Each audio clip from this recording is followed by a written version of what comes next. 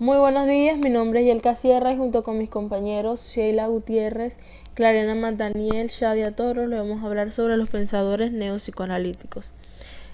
Dentro de los primeros pensadores que encontramos tenemos a Carl Jung, el cual nació en el año 1875 y falleció en el año 1961. Él era conocido por ser el que introdujo o planteaba o ser el padre de la psicología analítica, en el que planteaba que la mente de una persona sana tendía a estar en equilibrio. Por otro lado, trabajó con pacientes psiquiátricos en un hospital en el que se codeó o estudió a pacientes con esquizofrenia, así como de otras afecciones, y eventualmente la visión o su visión se tornó irreconocible con el psicoanálisis. Jung creó un planteamiento al que bautizó como psicología analítica o profunda, en el que mostraba un esquema mental muy diferente al que se planteaba por Freud en el psicoanálisis. Él decía que este contenía un inconsciente colectivo, uno individual y finalmente la conciencia. Por otro lado, él estuvo atraído por los elementos escondidos de la interpretación de los sueños. Uno de sus más grandes e importantes aportes dentro de la psicología analítica, donde él decía que la división de la psique era los procesos mentales y los dividía en tres partes fundamentales, los cuales eran el yo, el inconsciente personal y el inconsciente colectivo, en donde determinaba al yo como la mente consciente, pero al inconsciente personal lo calificaba como todo aquello que no estaba en nuestra conciencia, pero que en algún momento podría estar en nuestra conciencia. Por otro lado, definía el inconsciente colectivo como una especie de herencia psíquica que se producía a través de las vivencias de cada ser humano. Entonces aquí donde podemos pasar a otro aporte grande que fueron los arqueotipos, en donde él decía que cada ser humano tiene un número fijo de arqueotipos para listar o memorizar, en el que se determinaba nuestra lógica para pensar y para desenvolvernos. Por otro lado, en las funciones de la personalidad, él decía que eran las sensaciones que se definían como la acción de obtener información a través de los sentidos, así como del pensamiento. Entonces, esto decía que era la evaluación de las ideas de manera racional.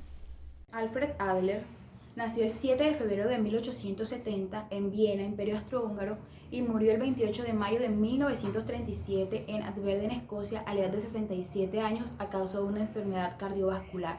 Fue un médico y psicoterapeuta austriaco y fundador de la escuela conocida como la psicología individual. Adler ideó esta teoría y, a diferencia de Freud, creía que el individuo tiene posibilidades de progresar y de mejorar en la vida, de reducir sus problemas y, con el tiempo, ser capaz de llegar a un ajuste casi perfecto de su proceso vital. Este plantea la vida como una lucha desde el nacer hasta el morir. Basó su teoría en experiencias propias y donde fue él su mayor ejemplo. En la niñez sufrió una enfermedad llamada raquitismo que le impidió la realización de actividades físicas. Esto lo llevó a esforzarse y superar esta condición. En muchos aspectos de su vida lo logró, destacando la importancia que tuvo la aceptación del entorno social y la aceptación de la autoestima que había construido. La psicología individualista es llamada así porque es en torno al individuo que gira esta teoría y se le atribuye como participante activo y consciente de sus decisiones. Sus conceptos básicos son el carácter complejo de inferioridad y el conflicto entre la situación real del individuo y sus aspiraciones. Esta teoría propone diversos puntos sobre la percepción de sí mismo y define y estudia los complejos de inferioridad-superioridad como ejes principales de su corriente. El complejo de inferioridad, por su parte, se considera como la percepción de desarraigo que un individuo obtiene a causa de haber padecido una infancia mala, plena de burlas, sufrimientos y rechazos. Se puede describir como ese sentimiento en el cual, de un modo u otro, una persona se siente menor valor que los demás, lo cual normalmente sucede de forma inconsciente y lleva a los individuos afligidos a sobrecompensarlo. Esta sobrecompensación puede resultar o bien en exitosos logros o bien en un comportamiento esquizotípico severo. Así, un sentimiento normal de inferioridad puede actuar como motivación para alcanzar los objetivos que se proponen o en un complejo, en un estado avanzado de desánimo, puede causar una evasión de las dificultades. Respecto al complejo de superioridad, se considera que es un mecanismo inconsciente, neurológico, en el cual el individuo trata de compensar sus sentimientos de inferioridad, resaltando aquellas cualidades en las que sobresale o las que se considera bueno. Para Adler, el complejo de superioridad es la consecuencia del proceso de transferencia que busca esconder la inferioridad que antes se percibía, con la pretensión de ser superior a los demás en algún aspecto vital. La percepción de superioridad es la consecuente reacción a un sentimiento de inferioridad no expresado externamente, y que básicamente es el complejo que se manifiesta como una afectación de la personalidad que conduce a la adopción de posturas prepotentes o arrogantes en el trato con los demás. En síntesis, la psicología individual trata de explicar la personalidad de cada uno desde un enfoque humano y vívido, donde es el individuo un participante activo en su toma de decisiones, en el cual prevalece un sentimiento de superación por llegar en una condición inferior. De acuerdo a la visión de Adler sobre la persona, esta teoría nos permite comprender por qué el ser humano busca un propósito de vida y logra sobresalir y superarse. El ambiente social vemos también cómo cumple un factor importante en la superación de las metas fijadas y de acuerdo a sus vivencias fabrica un patrón de acciones o hábitos para lograrlas. El tema familiar es otro aspecto a contemplar para entender por qué las personas actúan de una manera u otra. Para concluir, se debe considerar que esta teoría concibe a la persona como una unidad activa y consciente y no como impulsos que priman nuestra conducta o una suma de condicionamiento. Karen Danielsen, o mejor conocida como Karen Horney, nació en Alemania, Blankensee, el 16 de septiembre de 1885 y murió en Nueva York, Estados Unidos, el 4 de diciembre de 1952. Estudió medicina en universidades como Friburgo, Gotinga y Berlín, que aceptaban mujeres desde hacía muy poco, y se graduó en 1913. Horney fue además la primera mujer psiquiatra que publicó ensayos sobre la salud mental femenina, por lo que es considerada la fundadora de la psicología feminista. Disminuyó la importancia de las causas biológicas instintivas en las que Freud hizo más énfasis, como por ejemplo, rechazando su concepto de la envidia del pene. Su orientación teórica se amplió especialmente en el campo de la neurosis, y ahí es donde entra su importante aporte llamado la teoría de la personalidad neurótica. Karen argumentaba que el individuo tiene un componente social ambiental, que es lo que forma la personalidad del individuo en el que se desenvuelve. Define la neurosis como un conflicto interno originado en la infancia, en donde las figuras paternales no le proporcionan a sus hijos afecto y un entorno en el que son muy exigentes y severos con sus hijos, y que estos crearán una frustración, una intimidación, incluso hostilidad. Esto bloquea el desarrollo normal e impide que la persona se convierta en un self real, en una identidad real. La identidad de las personas neuróticas se encuentra dividida entre el self real y el self ideal. Como las metas del self ideal no son realistas, la persona se identifica con una imagen menospreciada de sí misma, lo que la lleva a distanciarse aún más del self real, y así los neuróticos alternan entre el perfeccionismo y el autodesprecio. Ahí es donde ingresa el conjunto de los deberías, que es otro aporte muy importante de Karen, que profundizaremos en otro video. Esto da lugar a 10 necesidades de la personalidad neurótica, que están aquí a continuación, y que son el afecto y aprobación, la pareja, que quieren pasar desapercibidos, el poder, explotar a los demás, el prestigio, la admiración, la autosuficiencia e independencia y la perfección.